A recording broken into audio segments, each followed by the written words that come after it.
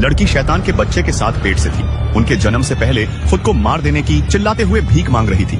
लेकिन वो कौन थी, इस हाल में कैसे पहुंची थी, और क्या कोई उसे यहाँ से बचाने वाला था? ये सब तब शुरू हुआ जब कुछ दिन पहले गांव के मुखिया ने एक राक्षस को बचाया। एक बेहद ही घिनौना, लाल चमड़ी वाला और डरावना राक्षस। लोग कह रहे थे कि वो तो नर्क से आया कोई राक्षस है, पर गांव के मुखिया के लिए वो आसमान से आया कोई फरिश्ता था। गांव वालों के बातों को अनसुना करते हुए उसने राक्षस को मंदिर में ले जाने का फैसला किया, ये सोचते हुए कि इससे उसको आशीर्वाद मिलेगा।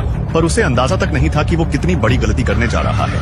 आखिरकार जब राक्षस जागा, उसने कोई आशीर्वाद नहीं दी, बल्कि सीधे गांव पर हमला कर दिया और गांव की मासूम लड़कियों की तरफ बढ़ने लगा। लड़कियों ने भागने की बहुत कोशिश की, लेकिन नाकाम रहे। राक्षस कईयों को मारकर एक छोटी लड़की को उठाकर गायब हो गया। तब से वो हर बार गांव में आता और एक एक करके लड़कियों को उठा ले जाता। धीरे धीरे पूरा गांव तबाही की ओर बढ़ रहा था और हर तरफ डर का माहौल था। और अब तो पूरे गांव में भी एक ही लड़की बची थी, एक मासूम बच्ची जो अकेली, डरी हुई और उम्मीद से परे थी। तब जाकर मुखिया को होश आया, अगर वो आखिरी लड़की को भी ले गया तो उनका गांव नहीं बच पाएगा। तब जाकर गांव को बचाने के लिए मुखिया ने 2 सामुराई को बुलाया। उसे उनसे राक्षस को मारने की उम्मीद तो नहीं थी, इसीलिए बस उसे गांव से दूर ले जाने की रिक्वेस्ट करने लगा। पर राक्षस बहुत स्ट्रांग था, वो उसे कुछ नहीं कर सकते थे। इंसानी ताकत से उसे हराना नामुमकिन था। तभी दूर बैठी लड़की सारी बातें सुन रही थी। उसे पता चल गया कि अब यहाँ उसे कोई नहीं बचा सकता। वो डर के मारे घने जंगलों की ओर भाग गई और तब तक भागती रही जब तक उसके पैर जवाब नहीं दे गए।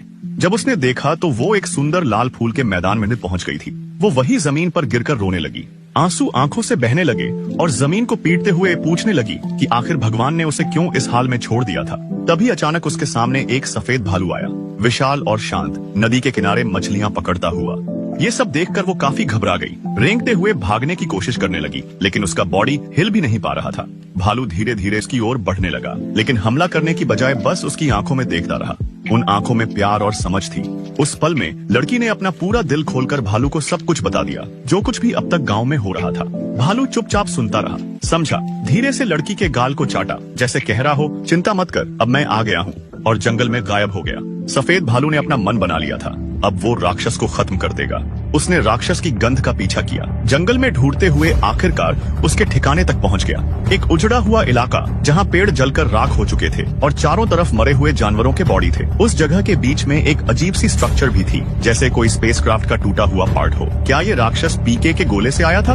भालू धीरे से आगे बढ़ा और अंदर झांक के देखने लगा। अंदर तो एक लड़की कैद थी, वही लड़की जिसे पहले राक्षस ले गया था। उसे देखकर पता चला कि राक्षस लड़कियों को उठाकर उन्हें कैद करता था ताकि वो अपनी पॉपुलेशन बढ़ा सके। बस इसी के लिए ना जाने वो कितने परिवारों को तबाह कर चुका था। ये देखकर भालू का गुस्सा भड़क उठा। बिना देरी किए उसने राक्षस का ठिकाना तबाह कर दिया। बाहर बैठे ये सब देख रहा राक्षस गुस्से से आग बबूला हो गया था। तभी उसने भालू को पीछे से जकड़ लिया और नींबू की तरह निचोड़ने लगा। भालू ने पूरी ताकत से लड़ाई की, लेकिन वो राक्षस के सामने बच्चा साबित हो रहा था। जैसे तैसे भालू ने राक्षस की आंख पर पंजा मार के खुद को तो छुड़ा लिया, पर तब तक भालू बुरी तरह से जख्मी हो चुका था। राक्षस ने भालू को फिर से दबोच लिया। राक्षस भालू को मारने ही वाला था कि गांव के कुछ सामुराई वहां आ पहुंचे। उन्हें पता था कि वो उसे मार नहीं पाएंगे, फिर भी भाला लेकर वो राक्षस पर टूट पड़े। राक्षस ने उन्हें एक झटके में दूर फेंक दिया, जैसे कोई सूखा तिनका हो। तभी राक्षस की नजर पेड़ों के पीछे छुपी लड़की पर पड़ती है। उसकी आंखों में भूख साफ झलक रहा था। वो बच्ची की ओर झपटा, लेकिन ठीक उसी पल खून से लथपथ और बुरी तरह घायल भालू फिर उठ खड़ा हुआ